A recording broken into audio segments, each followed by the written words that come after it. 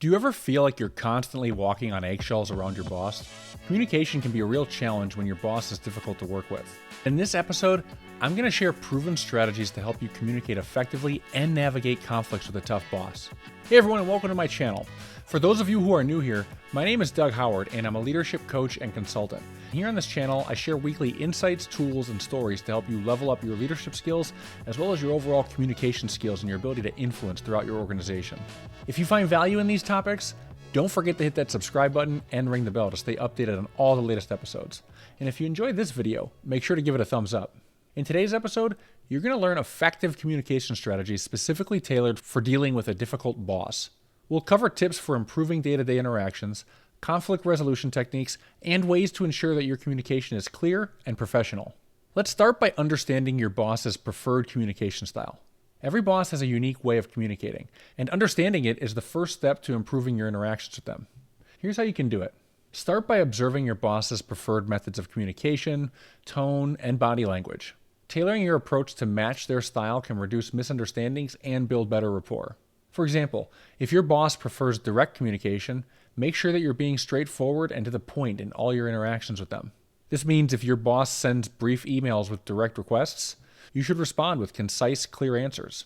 If your boss writes long, detailed emails with lots of information and meticulous bullet points and things like that, match their style by providing comprehensive updates. If your boss appreciates face-to-face meetings, try to schedule more in-person discussions with them.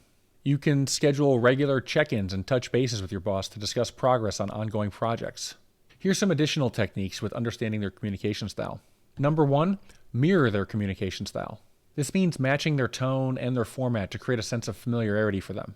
For example, if your boss is formal, make sure you're using formal language in your responses. On the other hand, if your boss is less formal, make sure you have a more relaxed tone when you're communicating with them. Number 2, identify their priorities. Make sure you understand what's actually important to them and then align your communication accordingly. For example, if your boss places a high value on punctuality, ensure that your updates emphasize timely progress and that your updates are actually on time or ahead of schedule. By understanding and adapting to your boss's communication style, you can build better rapport and reduce misunderstandings, which makes your interactions with them a lot more effective and constructive. Next, let's talk about active listening. This is crucial for understanding your boss's expectations and concerns. Active listening involves fully concentrating, understanding, and responding thoughtfully to what the other person is saying. Do this by focusing on your boss's words, maintaining eye contact with them, and providing feedback by nodding and using short verbal acknowledgments like, and okay, yes, that makes sense, saying things like that. Not only does it show respect, but it reduces miscommunication and it helps you understand your boss's expectations and concerns. If you're not a good listener naturally, here's some techniques you can use to immediately improve your listening skills. First thing you can do is paraphrase what your boss says. So to confirm your understanding, you can just rephrase their statements that they just told you back to them. For example, if your boss says, "We need to improve our customer service," you can paraphrase by saying, "So you're saying we should focus on training our support team." If your boss says, "We need to improve our customer service," you can paraphrase that back by saying, "So you're saying we should focus on training our support team." The second tip with improving your active listening skills is ask clarifying questions. This means seeking additional details if something is unclear to you, or just seeking additional details to confirm that you're on the same page with them. For example, you can ask, "Hey, can you provide more specifics on the customer service improvements that you're looking for?" The third tip, and this is something that a lot of people struggle with, avoid interrupting them. Make sure to let your boss finish their thoughts before you respond. For example, you can listen silently, you can nod to show that you're engaged, but only respond once they're done speaking. A few additional active listening techniques, you can summarize and reflect. So at the end of the conversation, you can summarize the main points. This is a technique called empathic listening, and it shows that you have a mutual understanding of what you just talked about with your boss. I do this all the time as a boss, and I do this all the time with my bosses. You just say, "Hey, to summarize what you want that report by Friday with detailed analysis on the recent sales trends, right?" That gives them a chance to correct you if you're not on the same page. You also want to make sure that you're showing empathy to your boss. And you do this by acknowledging their feelings and perspectives. For example, you want to say things like, "Hey, I understand that meeting this deadline is stressful. Let's see how we can manage it effectively." Active listening helps you understand your boss's needs and concerns more accurately, which is only going to lead to more productive and less stressful interactions with them. If you want to take your active listening skills to the next level, check out my episode called "Improve Your Listening Skills" by the end of this episode. You're going to learn a simple technique that will immediately improve your listening skills no matter where your starting point is. Now that you understand your boss's communication style and you're actively listening to them, let's move on to how to be more assertive in your communication with them. Assertive communication is about expressing your thoughts, your feelings, and your needs openly and honestly while still respecting other people. The key is to use I statements to express your perspective without blaming or criticizing. Doing this helps you stand up for yourself while still maintaining a professional tone. Here's some examples of assertive communication with your boss. I feel overwhelmed with the current workload and I need some assistance to ensure that we meet our deadlines. I would appreciate more regular feedback on my performance so that I can continue to improve and meet your expectations.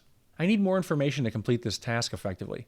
Could you provide me with some additional details on the project requirements? With assertive communication, the key is to stay calm and collected. So keep your emotions in check to maintain a professional demeanor. For example, if you're feeling frustrated, take a deep breath before responding. Also, you want to make sure that you're being clear and specific when you're responding. Clearly state what you need or expect. For example, you could say, I need the budget approval by Tuesday to start the project on time. Assertive communication allows you to express your needs and concerns openly while maintaining respect and professionalism. This leads to more constructive interactions with your boss. The next area we want to take a look at is conflict resolution because conflicts are going to arise with a difficult boss. Now, effective conflict resolution involves addressing disagreements constructively. The best way to do this is by approaching conflicts with a problem-solving mindset and by focusing on finding mutually beneficial solutions. Doing this helps de-escalate tensions and it fosters a more collaborative working relationships. To do this effectively, focus on the issue and do this by addressing the specific problem without making personal attacks. For example, you could say, the delay was due to a technical issue. Let's discuss how we can prevent this in the future. Another key tactic with conflict resolution is making sure you can find common ground with your boss. So identify areas of agreement to build a foundation for resolution with them. For example, you might say, we both want to ensure this project is successful, so how can we work together to achieve that? Again, the most effective way to do this is by making it come from a place of problem solving and working together to solve a problem. So you also want to find ways to propose solutions and offer practical solutions, but be open to compromise. For example, you could say things like, could we extend the deadline by a week to ensure all quality standards are met? Like I said before, you want to be careful to not make things a personal attack, but you also don't want to disregard your feelings if your boss is having a negative impact on you. So when you need to speak up for yourself, make sure you're using I statements to express your feelings and perspectives without blaming your boss. An example of how to do this effectively is you could say something like, I felt frustrated when the project scope was changed last minute. Can we discuss how to handle these changes more smoothly? So the reason that's more effective is you didn't say, I felt frustrated when you changed the project scope. You said, I felt frustrated when the project scope was changed last minute. That's objective. You're separating the person from the thing that frustrated you. That's what's really important here. Effective conflict resolution involves staying calm, focusing on the issue, finding common ground, and proposing solutions. This approach helps de-escalate tensions and fosters collaboration on both parts. For more strategies on navigating tough conversations, check out my episode called The 5 Keys to Navigating Difficult Conversations at Work. This video will equip you with essential skills for handling workplace conflicts and improving your communication skills. Now that you have some tools for solving conflicts with your boss, let's take a look at how you can manage up and actually influence your boss's behavior and influence their decision making. Managing up involves proactively managing your relationship with your boss to ensure mutual success. The best way to do this is by anticipating your boss's needs, keeping them informed, and aligning their goals with yours. It helps you build trust, and it helps make you an invaluable part of the team. You can do this by providing regular updates that keep your boss informed about your progress and any potential issues. You can anticipate their needs by thinking ahead about what your boss might need and then offer proactive solutions to whatever these problems might be. For aligning goals, you want to ensure that your work aligns with your boss's objectives and the company's goals. For example, you could say something to your boss like, this report focuses on the key metrics you highlighted as the priorities for this quarter. Some additional considerations with managing up: be proactive. Take the initiative to solve problems before they escalate. Communicate clearly. Ensure your messages are concise and to the point. Managing up involves being proactive, providing regular updates, anticipating needs, and aligning your goals with your bosses. This builds trust and positions you as an invaluable team member. If you want to learn more tools and strategies for how to do this effectively, you should check out my episode called How to Manage Upward. You'll gain more tips on how to effectively manage your boss and improve your working relationship with them. The last area we want to take a look at in this episode is setting boundaries. Setting boundaries is essential to maintaining a healthy work-life balance and preventing burnout. The best way to do this is by clearly communicating your limits and then sticking to them. This helps you manage stress and it helps you maintain productivity. For example, let's say your boss needs you to work overtime. Instead of just working overtime without pushing back, communicate your boundaries by saying something like, I can work extra hours today to meet the deadline, but I need to leave by 6 p.m. tomorrow to attend a personal commitment. Doing this makes it clear that you're willing to bend here and there. You're willing to do this in a pinch, or you're a team player. You're willing to roll up your sleeves to help the project or help the team, but you're not a pushover, and you're not going to just do this all the time. That's what's important. Whenever something like this happens, you want to make sure you're setting that boundary. I call these yes and statements. Yes, I can do this, and I also need you to know this. That way you're still coming off as positive instead of argumentative or difficult. Another common situation that comes up is bosses tend to dump more work on you, and then you feel compelled to accept that work because you don't want to look like you're being difficult or that you're not capable of doing it. So a good way to set boundaries in that situation is by saying something like, I'm happy to assist with this urgent task, but I'll need an extension on my current project to ensure that I complete a high quality of work.